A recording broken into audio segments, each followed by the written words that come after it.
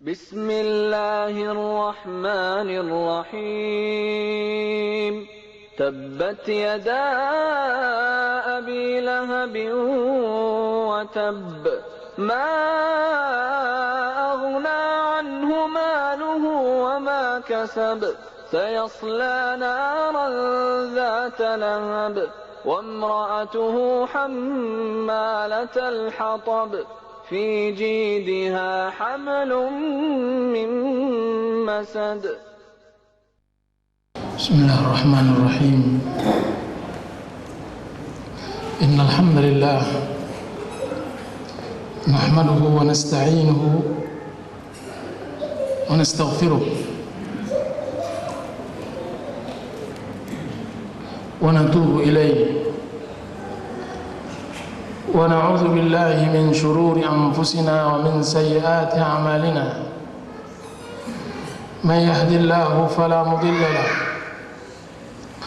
ومن يضلل فلا هادي له أشهد أن لا إله إلا الله وحده لا شريك له وأشهد أن محمدا عبده ورسوله صلى الله عليه وعلى آله وصحبه وسلم تسليما كثيرا. يا أيها الذين آمنوا اتقوا الله حق تقاته ولا تموتن إلا وأنتم مسلمون.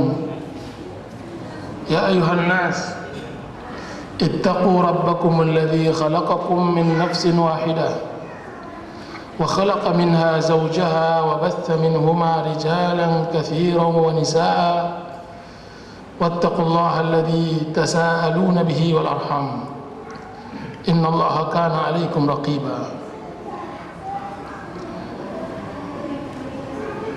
Bapak Ibu jamaah Masjid Taqwa yang dirahmati oleh Allah, Assalamualaikum warahmatullahi wabarakatuh.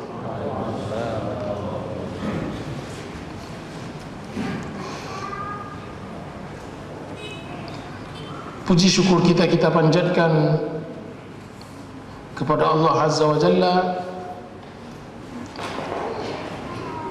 yang telah memudahkan langkah kita ke Baitullah, ke rumah Allah, untuk bisa menghadiri halaqah ilmu, menghadiri taman surga Riyadhul Jannah. Mudah-mudahan Allah Subhanahu wa taala menurunkan kepada kita ketenangan dan memberikan kepada kita rahmat dan menurunkan malaikatnya untuk beristighfar. Dan mudah-mudahan Allah Subhanahu wa taala menyebutkan diri kita pada makhluk yang berada di sisinya. Adapun kita pada pertemuan kali ini akan membahas tentang masalah gerbang hidayah. Yang saya maksud dengan gerbang hidayah adalah hidayah seseorang terhadap Islam, hidayah seseorang untuk masuk ke dalam Islam yang benar. Dan ini sangatlah penting karena dia adalah kehidupan. Karena manusia menurut syariat dianggap hidup ketika dia memasuki gerbang hidayah Islam.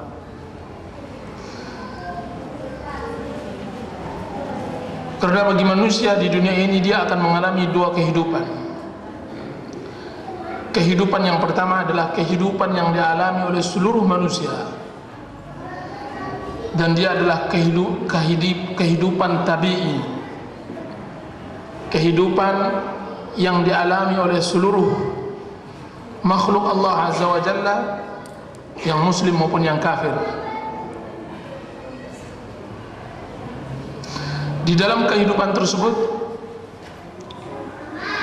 dia juga harus ada penyerahan diri, istislam. Dia tidak bisa berbuat sekehendaknya. Kebaikan dan keburukan, kesengsaraan dan kebahagiaan tidak di tangannya. Allah Subhanahu wa taala berfirman, "Walahu aslama man fis samawati wal ard taw'an wa karhan wa ilaihi turja'un." Dan kepada Allah Subhanahu wa taala lah kepadanya tunduk, aslam, semua yang ada di langit dan semua yang ada di bumi. Tau'an, secara sukarela, au karhan, secara terpaksa, dan sungguhnya kepada Allah Subhanahu wa taala akan kembali.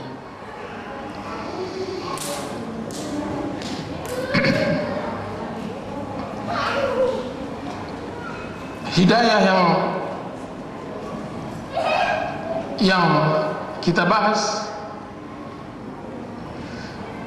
adalah hidayah yang Allah maksudkan di dalam Al-Quranul Karim.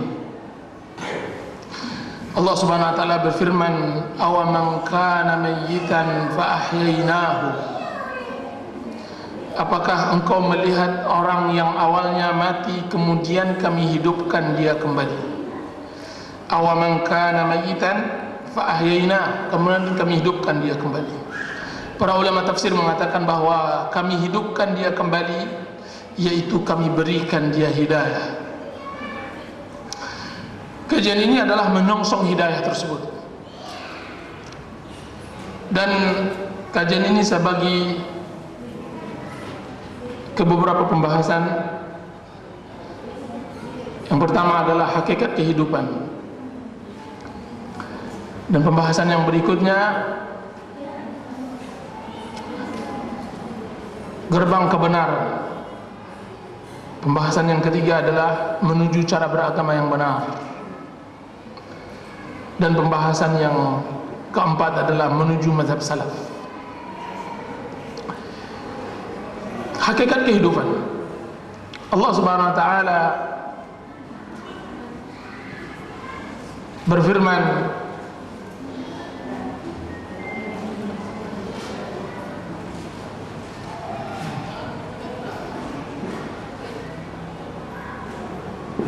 "Wa ma khalaqtul jinna wal insa illa liya'budun." Tidak saya ciptakan jin dan manusia kecuali untuk beribadah kepadaku. Berarti hakikat kehidupan yang ingin Allah Subhanahu wa taala ciptakan adalah untuk beribadah kepada Allah Azza wa Jalla. Dan beribadah dalam pandangan Islam adalah menjadikan manusia berbahagia di dalam hidupnya di dunia dan di akhirat.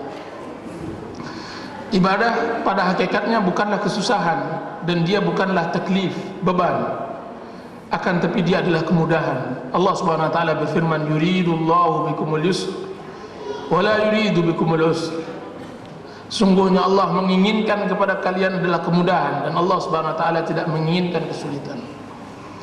Ibadah pada hakikatnya adalah mengangkat manusia dari peribadatan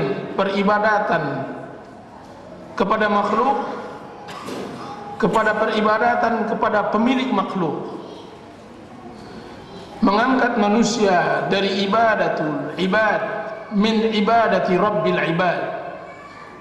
Mengangkat manusia dari peribadatan makhluk yang sempit, peribadatan kepada hawa nafsu, peribadatan kepada akal, peribadatan kepada kehidupan dunia, kepada peribadatan yang jauh lebih besar, yaitu peribadatan kepada Allah Azza wa Jalla yang memiliki dunia.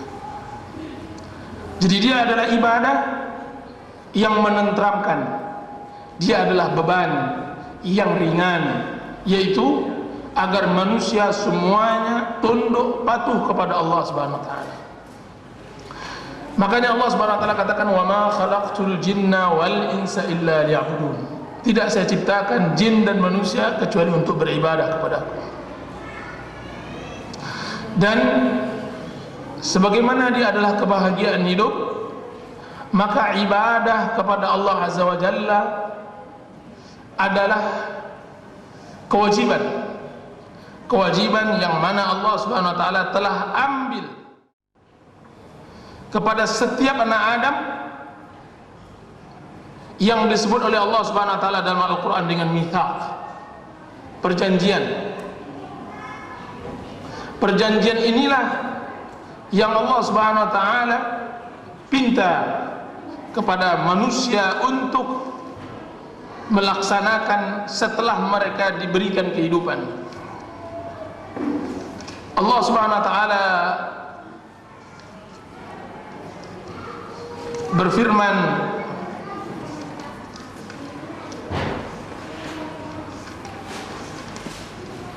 di dalam Al-Qur'anul Karim,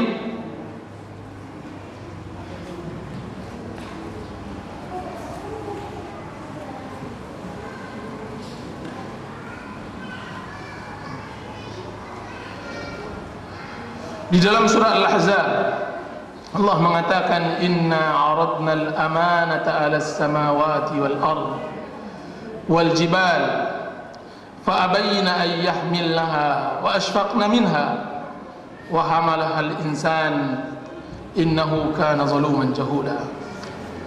Sungguhnya kami tawarkan amanah kepada manusia, kepada langit dan bumi, samawati dan gunung, akan tapi mereka enggan, kemudian dibawa oleh manusia. Sungguhnya manusia itu dalam keadaan zalim dan bodoh. Dia adalah amanah yang telah ditimpakan oleh Allah Subhanahu wa taala kepada anak Adam. Disebutkan di dalam tafsir amanah tersebut, ketika amanah hendak ditawarkan kepada gunung, kepada langit, kepada bumi, maka langit dan bumi dan gunung mengatakan, tidak ya Rabb, kami tidak kuat menanggungnya. Maka ketika Adam diciptakan oleh Allah Subhanahu wa taala, maka Adam menyanggupinya. Kemudian Allah sifati Adam yang menyanggupinya tersebut dengan manusia yang bodoh maupun yang zalim terhadap dirinya. Tentang mitsaq yang Allah Subhanahu wa taala katakan tersebut, Allah Subhanahu wa taala katakan dalam surah Al-A'raf ayat 172, Allah mengatakan, wa id akhadha rabbuka min bani adama min zuhurihim dzurriyyatahum wa ashhadahum ala anfusihim alastu bi rabbikum qalu bala syahidna an taqulu yawmal qiyamati inna kunna an hadza ghafilin. Dan ingatlah ketika Rabb engkau mengambil perjanjian dengan anak Adam ketika mereka berada di sulbi Adam, dan dia persaksikan dirinya atas mereka. Allah mengatakan, alastu bi rabbikum, apakah bukan aku adalah Rabb kalian? Maka mereka semua mengatakan, bala syahidna, benar kami bersaksi bahwa engkau adalah Rabb kami. Saksi inilah yang disebut sebagai mitsaq yang dituntut oleh Allah Subhanahu wa taala, bahwa manusia setelah keluar dari rahim ibunya hendaklah beribadah kepada Allah Azza wa Jalla. Jadi ibadah yang Allah Subhanahu wa taala katakan bahwa dia tidak ciptakan jin dan manusia, dialah saksi yang ada di dalam surah Al-A'raf agar manusia semuanya beribadah kepada Allah Azza wa Jalla, dan itu telah diiyakan. Ketika diiyakan, maka manusia harus mempertanggungjawabkannya, dan mereka harus menanggung baik atau buruknya. Allah Subhanahu wa taala mengatakan, faman ya'mal mithqala dzarratin khairan yarah wa man ya'mal mithqala dzarratin syarran yarah.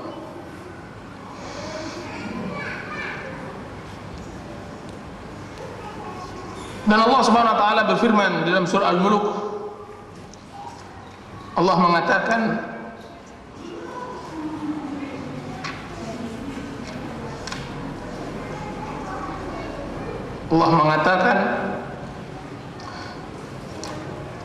alladzi khalaqal mauta wal hayata liyabluwakum ayyukum ahsanu amala wa huwal azizul ghafur.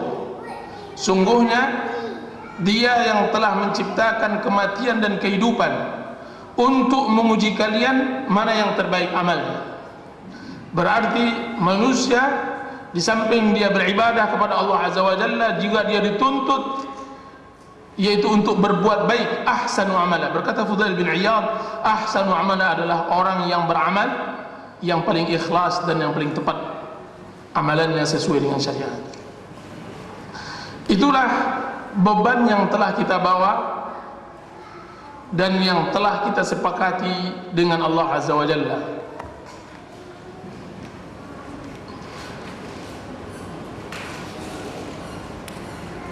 Dan para ulama mengatakan bahwa beban yang kita terangkan tersebut, dia sebenarnya adalah kebenaran, dia sebenarnya adalah kebahagiaan. Sesungguhnya seseorang yang beribadah kepada Allah Azza wa Jalla, dialah orang yang paling berbahagia di dalam hidupnya. Orang yang paling berbahagia di dalam hidupnya. Sebaliknya, orang yang tidak beribadah kepada Allah Azza wa Jalla, dialah orang yang paling sengsara. Allah Subhanahu wa taala berfirman, "Wa man a'rada 'an dzikri fa inna lahu ma'isyatan dhanka wa nahsyuruhu yaumal qiyamati a'ma." Dan sesungguhnya barang siapa yang berpaling dari ajaran Allah Subhanahu wa taala, maka dia akan mendapatkan kehidupan yang sempit, dan kami kumpulkan mereka dalam keadaan buta. Jadi berpaling dari ajaran Allah, berpaling dari ibadah pada Allah Azza wa Jalla, dia akan mendapatkan penghidupan yang sempit, penghidupan yang akan menyengsarakannya. Maka kita lihat bahwa orang yang paling jauh dari agama Allah Azza wa Jalla, dialah orang yang paling sengsara di dalam hidupnya. Orang yang paling jauh dari pengajaran Islam, maka mereka adalah orang yang paling banyak mengeluh. Allah Subhanahu wa taala mengatakan, "Innal insana khuliqa halu'a, idza massahu asy-syarru jazu'a, wa idza massahu al-khairu manu'a." Sungguhnya manusia pada dasarnya kami ciptakan dalam keadaan keluh, penuh dengan keluh kesah. Jika seandainya dia dalam keadaan ditimpakan kesusahan, maka dia gelisah. Jika seandainya dia ditimpakan kebaikan, maka dia bakhil, dia menahan diri. Poin yang kedua,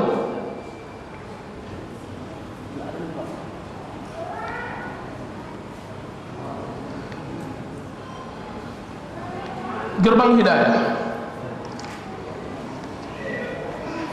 Gerbang hidayah yang akan dimasuki oleh seseorang di dalam beribadahnya kepada Allah Azza wa Jalla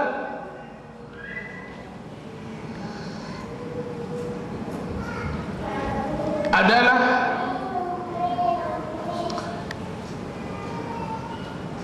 ketika Allah Subhanahu wa taala menginginkan kepadanya kebaikan.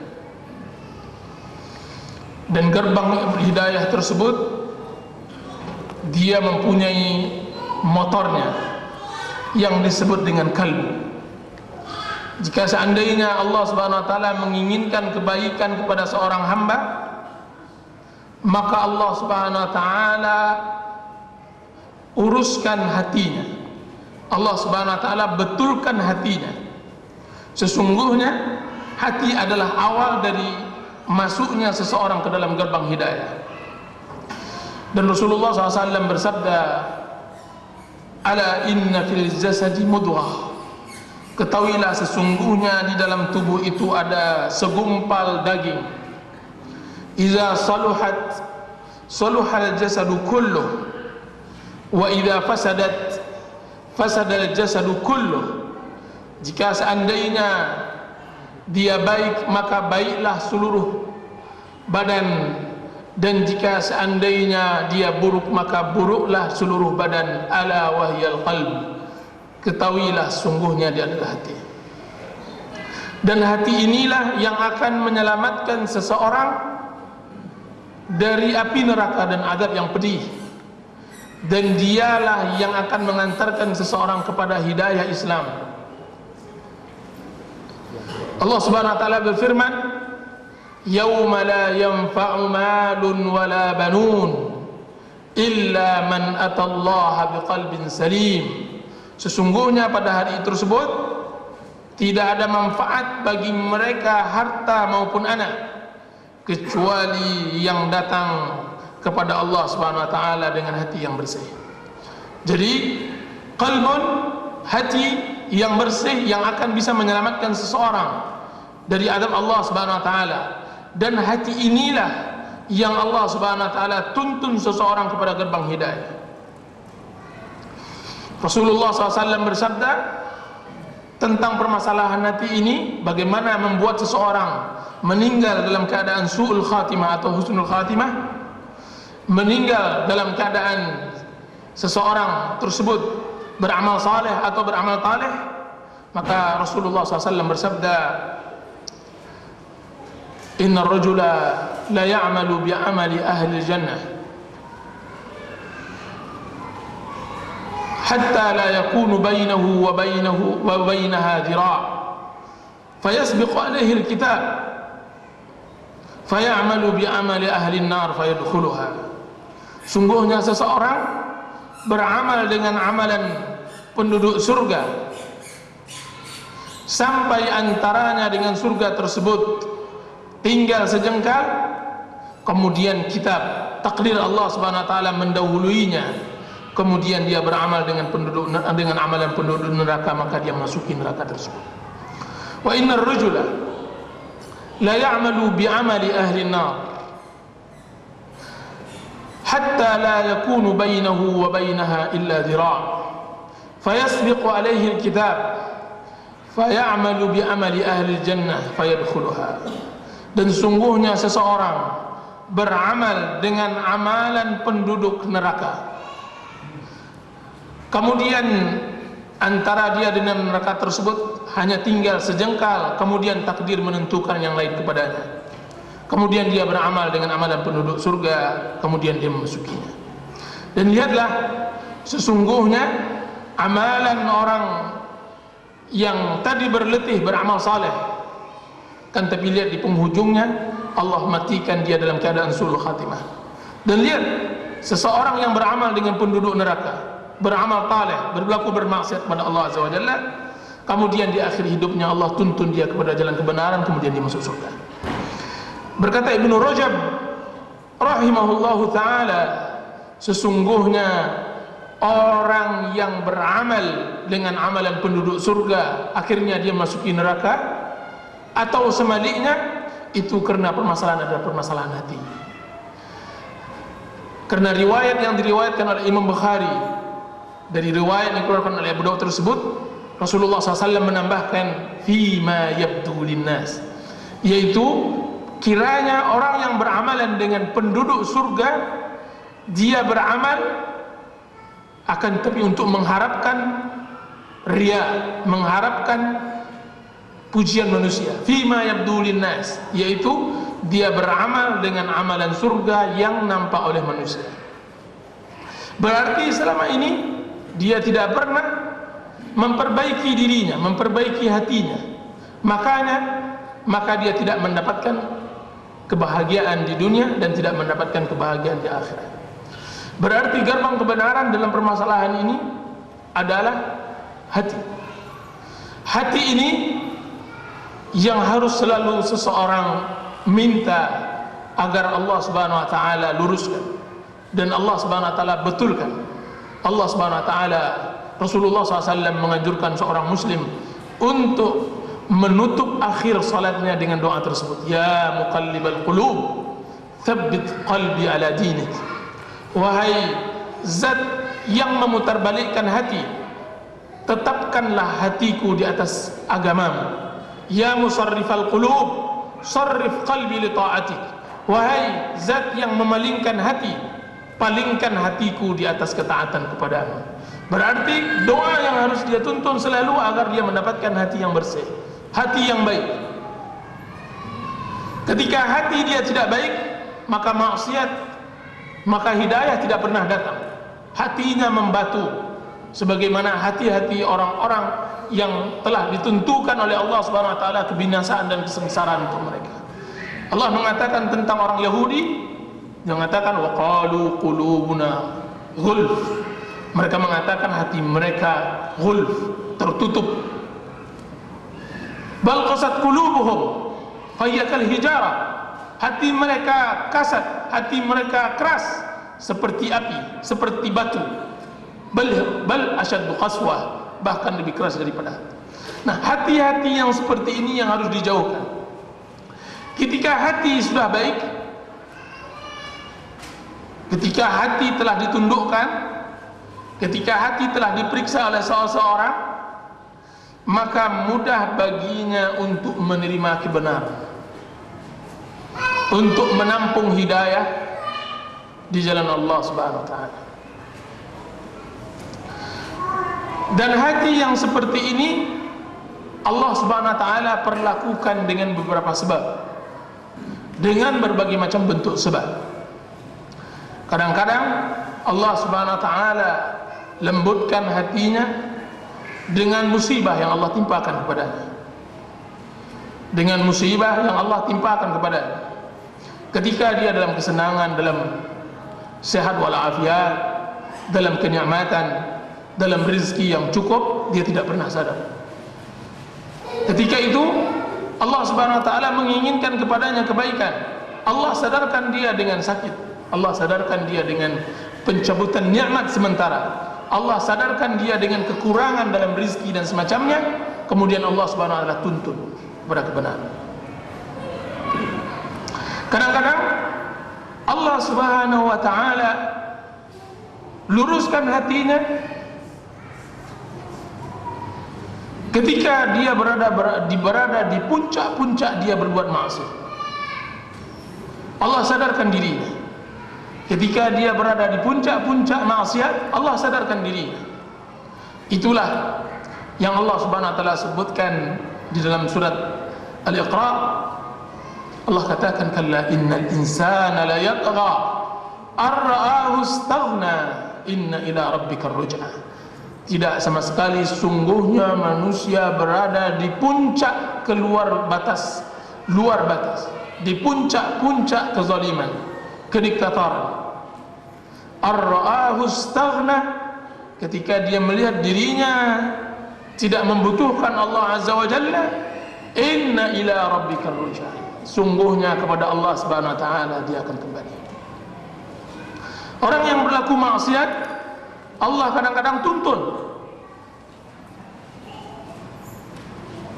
Karena maksiat mempunyai kesedihan, karena maksiat mempunyai kekosongan. Maksiat adalah kesedihan mutlak, kesengsaraan mutlak, kebinasaan mutlak. Ketika dia berada di puncak-puncak maksiatnya, Allah arahkan dia kepada kebenaran.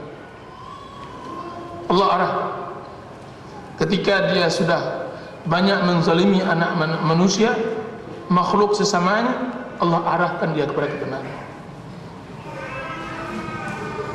Ketika sudah begitu jauh dia terjerembab ke alam maksiat, minum khamar, narkoba, obat-obat terlarang dan semacamnya, Allah arahkan dia kepada kebenaran. Di puncak-puncak seperti itu.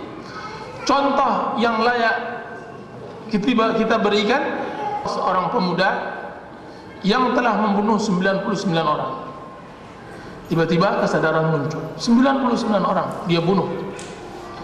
Kesadarannya muncul. Kenapa sadarnya muncul? Dia berpikir, apa yang dia perbuat untuk di dunia ini? Hanya untuk membunuh orang? Hanya ketika marah kemudian dia bunuh orang, dia tumpahkan darah, timbul kesadaran. Ada orang yang berbuat maksiat ketika berada di puncak-puncaknya, timbul kesadaran, mau apa saya di dunia ini? Ketika dia sudah habiskan semua kenikmatan dunia, dia habiskan semua yang haram, dia tidak peduli dengan larangan dan perintah Allah Azza wa Jalla, timbul kekosongan pada dirinya, mau apa dia? Akhirnya dia kembali, dia balik, dia pulang ke kampung, taubat kepada Allah Azza wa Jalla.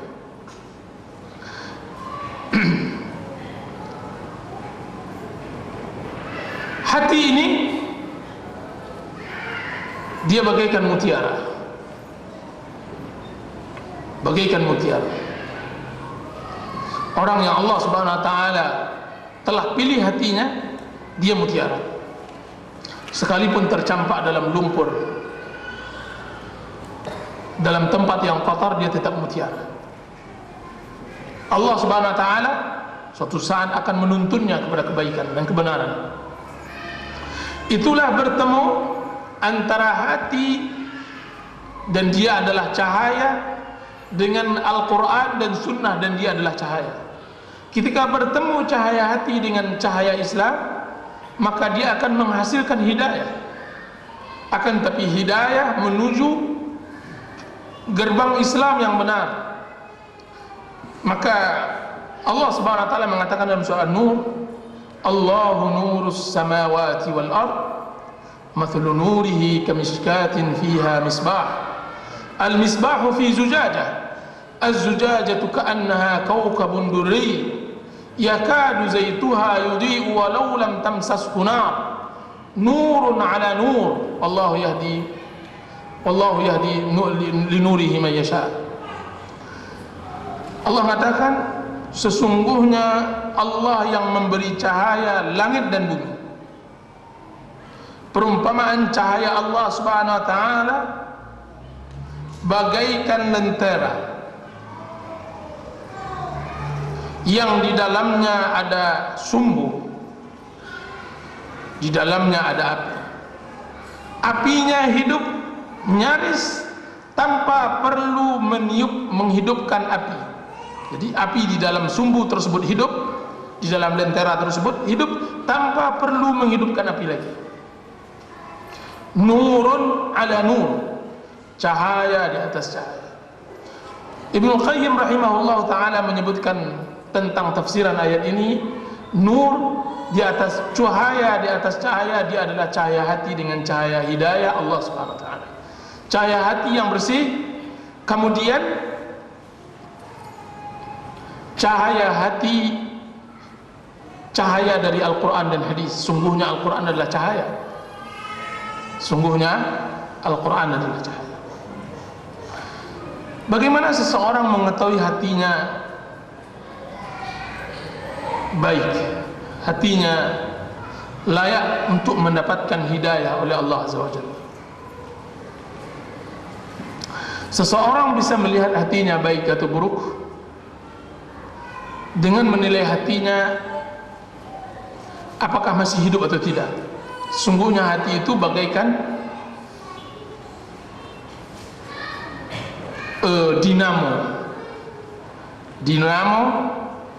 dinamo itu ada yang mati, tidak bisa dipakai lagi, dibuang, dijual kiloan. Ada lagi dinamo yang masih hidup, ada lagi yang dinamo masih baru. Kalau seandainya ingin kita menguji kepekaan hati itu baik atau tidak, maka hadapkan dia dengan permasalahan-permasalahan di bawah ini. Sekiranya hati masih tersentuh dengan hati masih mempunyai kasih sayang pada makhluk, maka hati itu masih baik. Di dalam hadis Rasulullah SAW mengatakan bahwa seorang pelacur masuk surga. Seorang pelacur masuk surga. Ceritanya, karena pelacur tersebut ketika dia kehausan di padang pasir, kemudian dia dapatkan sumur, didapatkan sumur di dalamnya air, dia minum. Ketika dia keluar dari sumur tersebut, dia dapatkan seekor anjing yang menjilat tanah karena kehausan. Maka dia merasakan bahwa apa yang dirasakan oleh anjing tersebut baru rasakan, bahwa dia baru merasakan haus, yang sekarang dia tidak lagi haus. Maka jatuh kasihannya kepada anjing tersebut, maka Allah masukkan dia surga.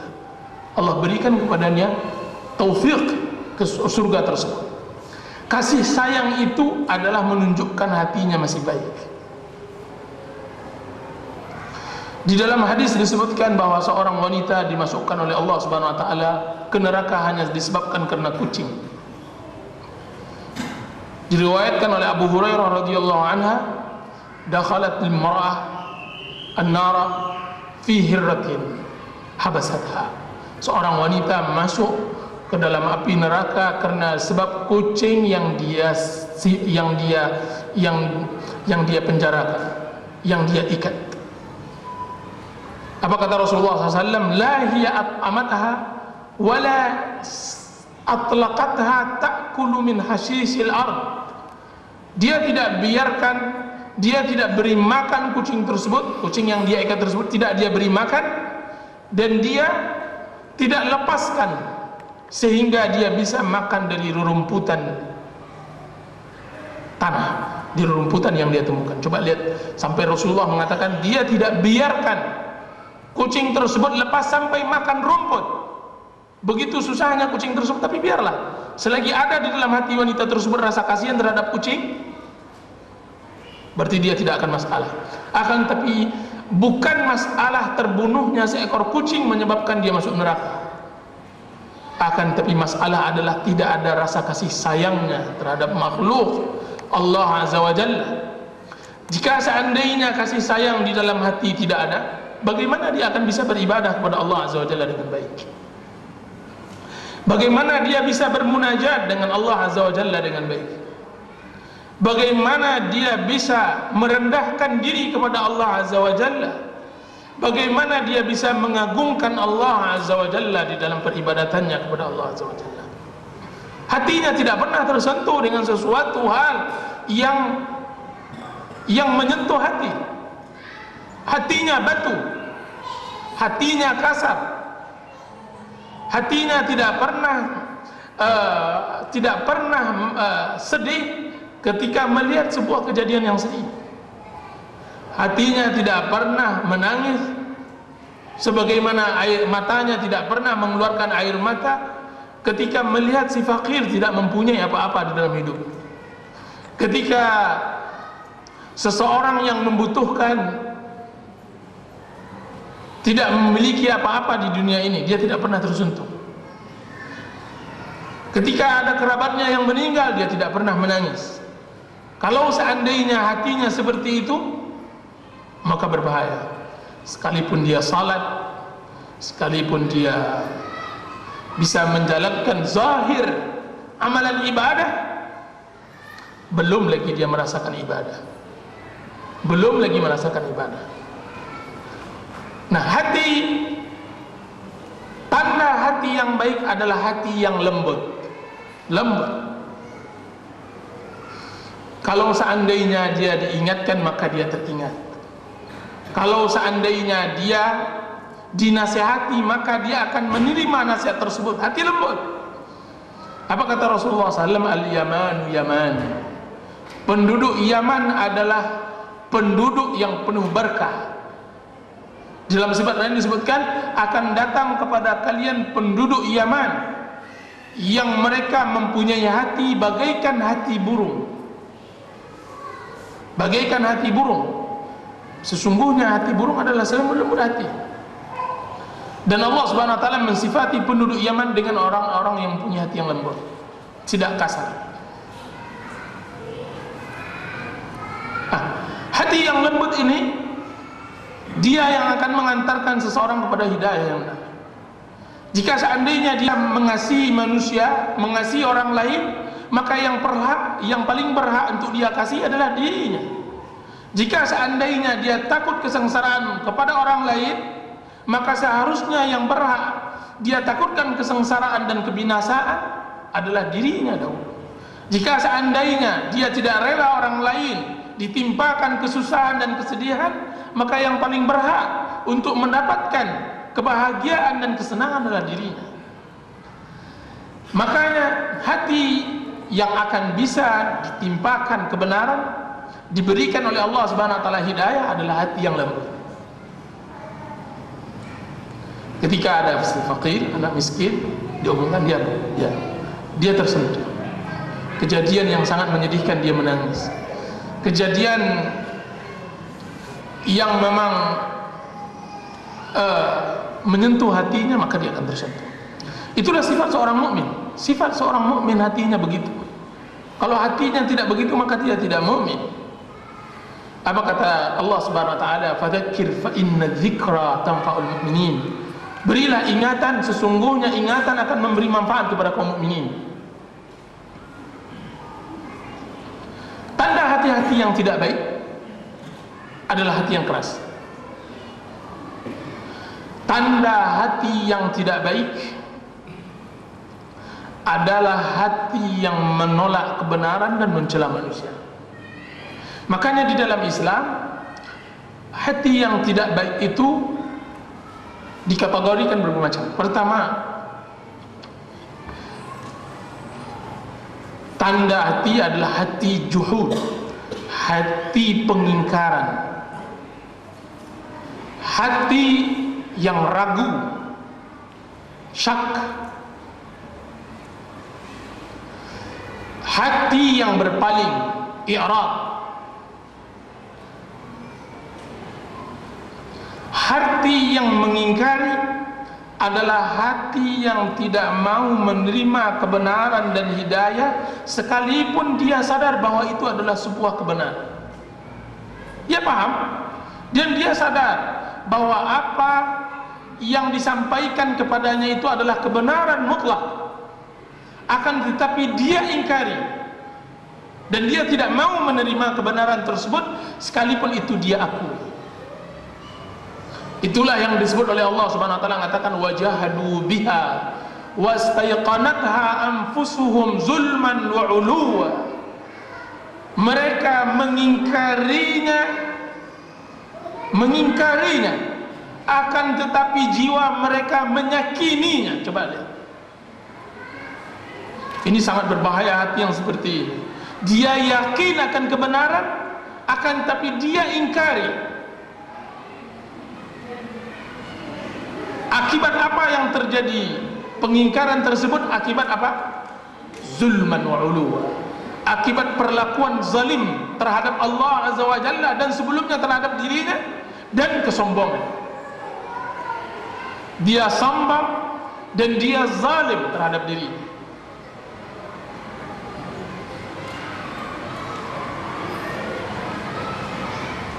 Dan yang kedua, kufur asyak, kufur atau yang saya katakan hati yang selalu ragu dan bisa mendatangkan kekufuran.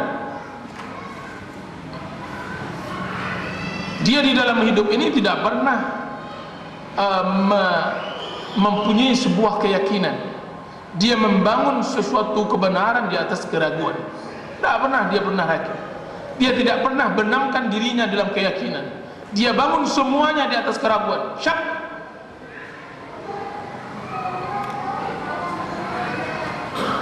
Maka dia tidak yakin akan adanya hari akhirat.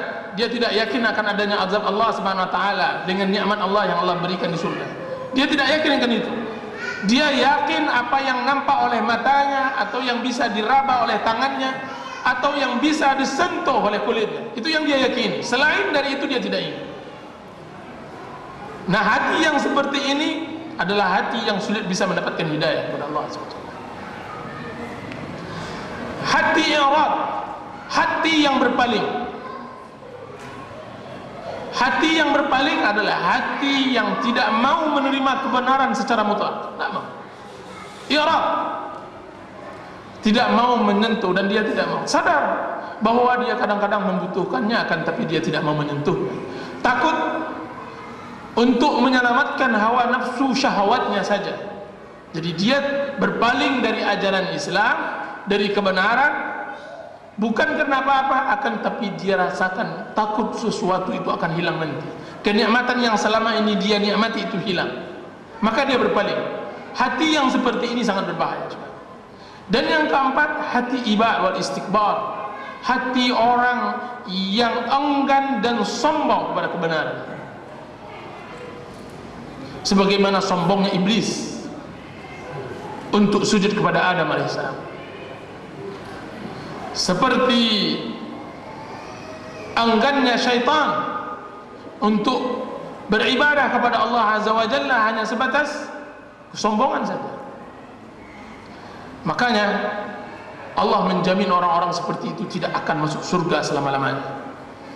Rasulullah SAW mengatakan, la yadkhulul jannata man kana fi qalbihi mithqala dzarratin min kibr.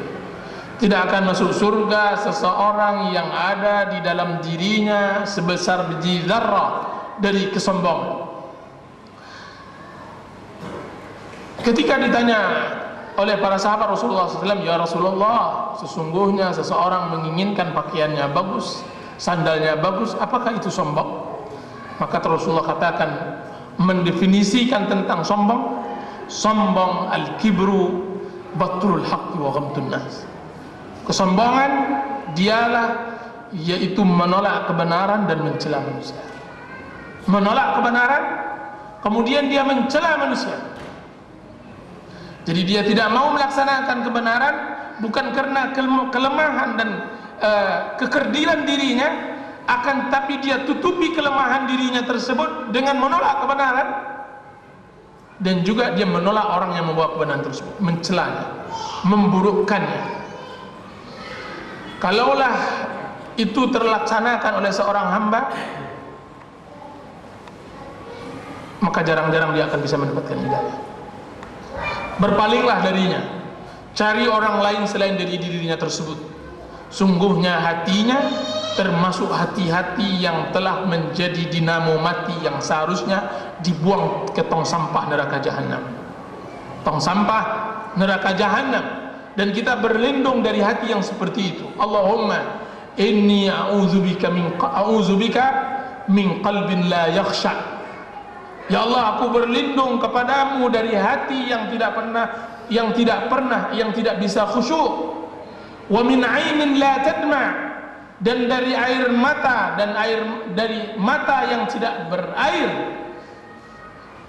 Wa min 'ilmin la yanfa', dan dari ilmu yang tidak bermanfaat, dan dari ilmu yang tidak bermanfaat. Kita berlindung kepada Allah Azza wa Jalla dari hal-hal yang seperti itu. Poin yang ketiga adalah menuju cara beragama yang benar. Ketika seorang telah mempunyai hati yang lembut seperti itu, telah jauh dari penyakit-penyakit hati yang kita telah sebutkan, berarti Allah Subhanahu wa taala telah tuntun kepadanya kebenaran. Berarti dia telah Allah Subhanahu wa taala arahkan kepada hidayah yang benar, dan dia adalah orang yang mendapatkan nikmat. Di setiap kita berceramah, di setiap kita berkhutbah, sebagaimana yang dilakukan oleh Rasulullah SAW, kita mengatakan may yahdillah fala mudhillalah wa may yudlil fala hadiyalah. Barang siapa yang diberi petunjuk oleh Allah Subhanahu wa taala, maka tidak ada kesesatan baginya. Dan barang siapa yang Allah Subhanahu wa taala berikan kesesatan, maka tidak ada yang bisa memberi petunjuk padanya. Kadang-kadang Allah Subhanahu wa taala menyebutkan hidayah seperti itu adalah keutamaan. Allah katakan dzalika fadlullah yu'tihi man yasha. Itulah keutamaan yang Allah berikan kepada orang yang dia kehendaki. Wa man yu'tal hikmata faqad khairan katsira. Barang siapa yang telah diberikan hikmah, diberikan hidayah, diberikan Islam, berarti dia telah mendapatkan kebaikan yang sangat banyak. Kadang-kadang Allah Subhanahu wa taala menenangkan hati seorang muslim ketika melihat manusia sepertinya tidak mau menerima hidayah. Allah mengatakan innaka la tahdi man ahbabta walakinallaha yahdi man yasha. Sungguhnya engkau wahai Muhammad tidak bisa memberi hidayah kepada orang yang engkau cintai, kan tapi Allah yang akan memberi petunjuk kepada orang yang dia kehendaki.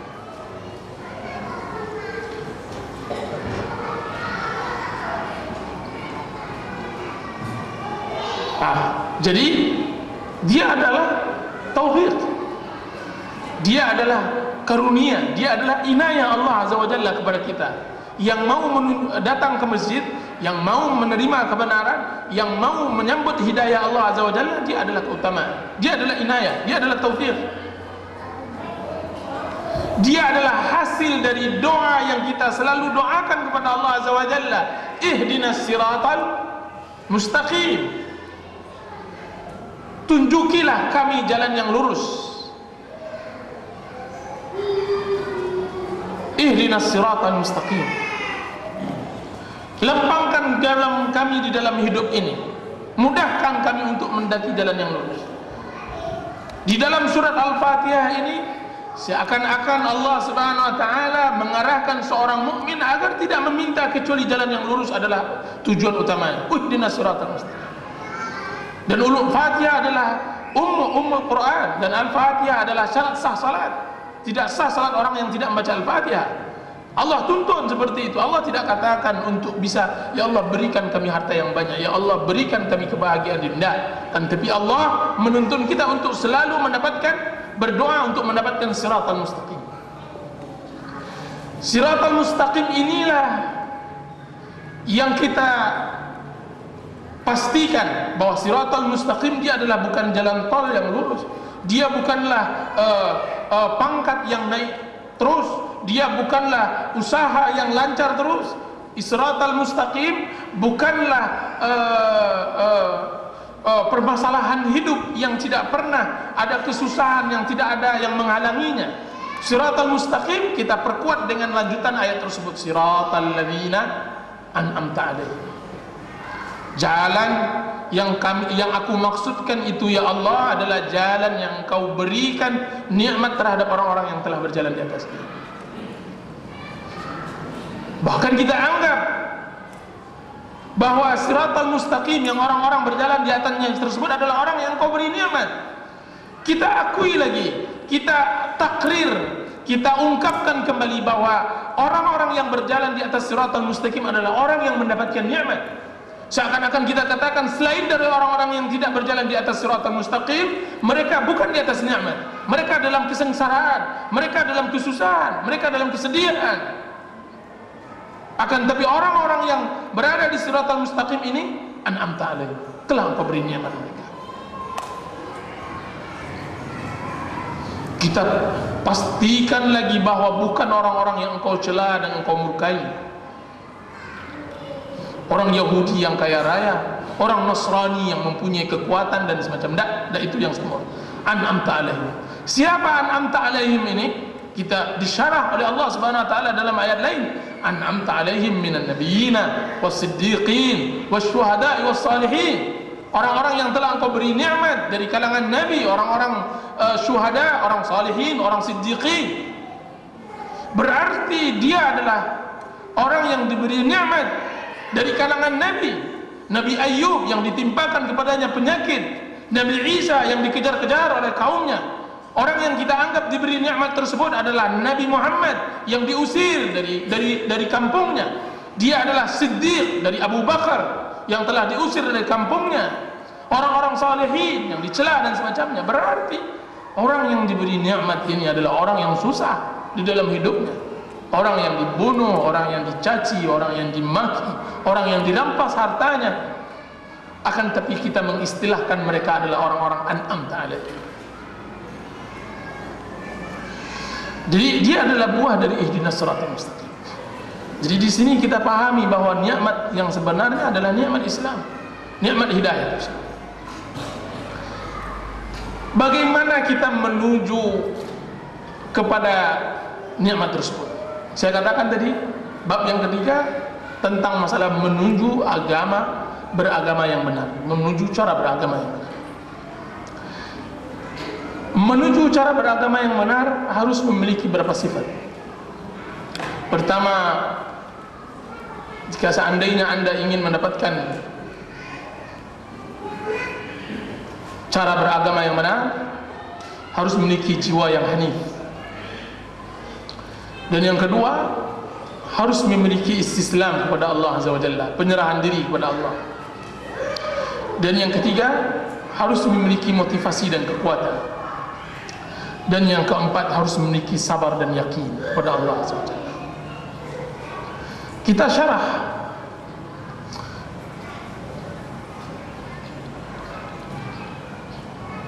Apa yang kita sebutkan? Orang yang mempunyai hati yang lembut, kemudian dihidayahkan, yang diberi hidayah oleh Allah Subhanahu wa taala kepada kesadaran yang benar, maka syarat yang pertama dia memiliki adalah dia memiliki jiwa yang hanif. Jiwa yang hanif.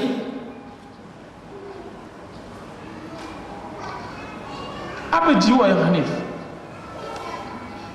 Kita baca lagi dalam doa kita, doa iftitah. Inni wajjahtu wajhiya lilladzi fataras samawati wal arda apa? Hanifan. Hanifan.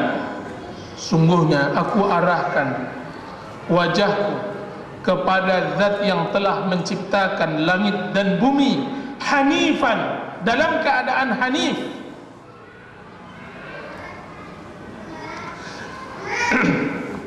Dan hanif adalah yang suci, adalah yang bersih. Dalam istilah syariat, hanif dalam bahasa tadi dia suci, bersih, dan dia adalah hanif adalah kecondongan, condong, hati yang condong.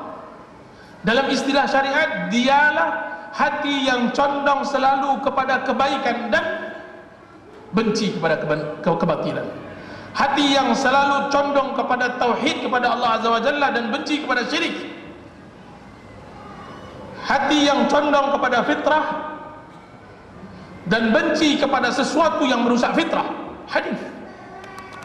Dan dia adalah din Ibrahim alaihissalam. Makanya Nabi Ibrahim AS disebut seorang hanif,